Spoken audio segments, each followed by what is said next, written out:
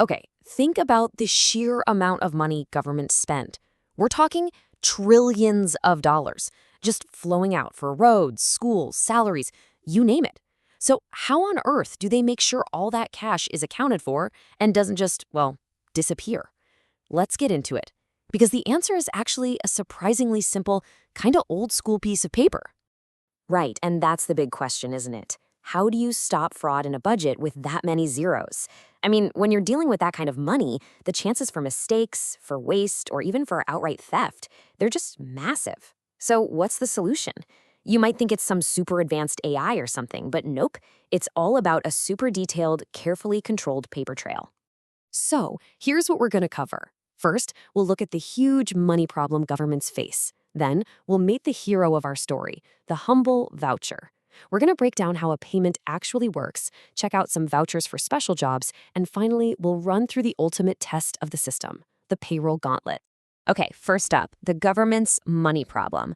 Let's really wrap our heads around just how big this challenge is. See, the system can't just throw money around. It has to track every single dollar with total certainty.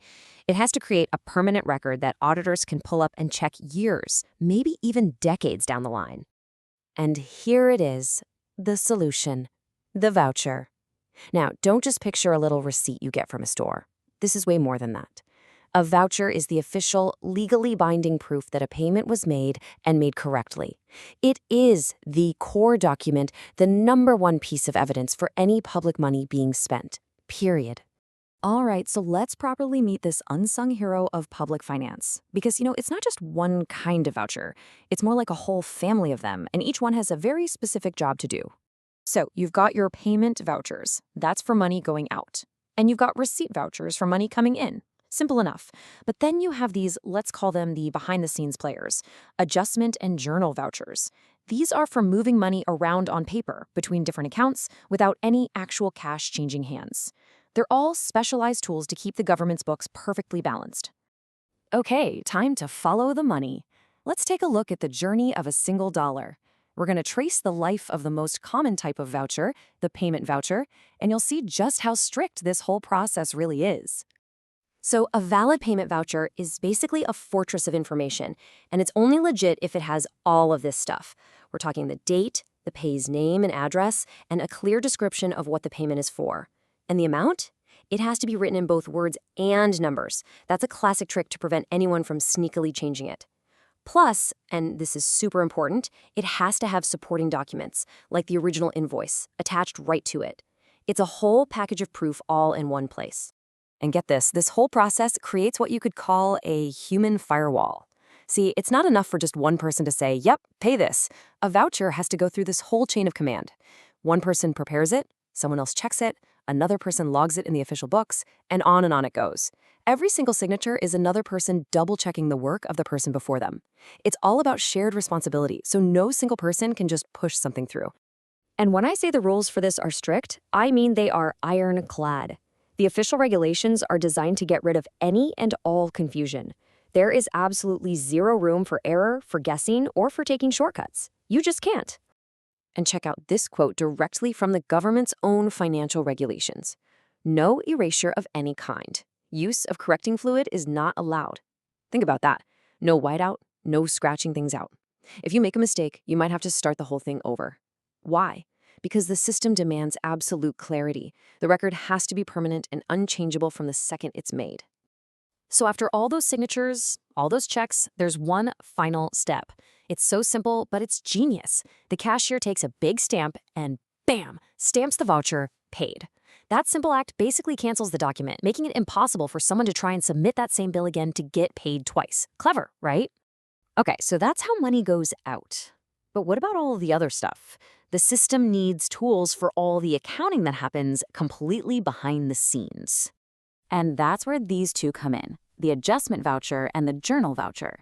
So let's say one government department does some work for another.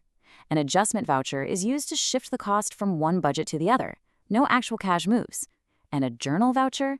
That's for fixing mistakes, like if someone accidentally put a number in the wrong column. These are the tools that keep the internal books neat and tidy. And of course, it's not all about spending. We have to track the money coming in, too. That's the job of the receipt voucher. It's the official proof that the government got paid, whether it's from taxes, fees, whatever. It's the other side of the coin, making sure every dollar that comes into the Treasury is accounted for, just as carefully as the dollars that go out.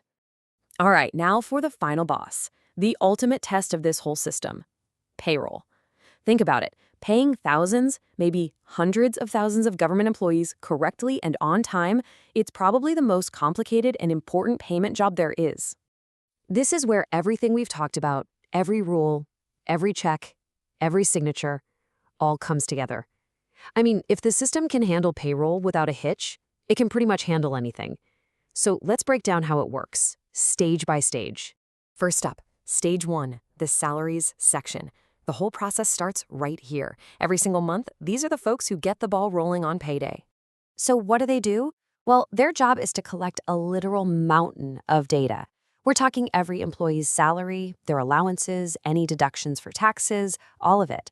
They then package all of this information into summary payment vouchers, and, this is the key part, they forward the whole stack to the next stage for review. Okay, stage 2, the internal audit unit. And this is a huge step. The paperwork doesn't just go to the person who writes the checks. No way. First, it has to get past the auditors. You can think of internal audit as a team of independent investigators. Their only job is to check the work. They're not involved in making the payroll, just in making sure it's perfect. They double-check all the math, they go through all the documents, and they make sure the total payroll numbers match up with these master documents that track every single change from one month to the next. Their whole purpose is to find any mistakes before a single dollar gets paid out.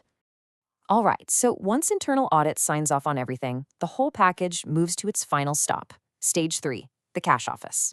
The people here do one last check, just to be sure everything's there. And then they take the final crucial steps. They stamp every voucher paid for that month. And only then do they actually write the checks to pay everybody. It is the final lock on the entire system. So what does this all mean? It means that this whole process, all this seemingly boring paperwork, it's not boring at all.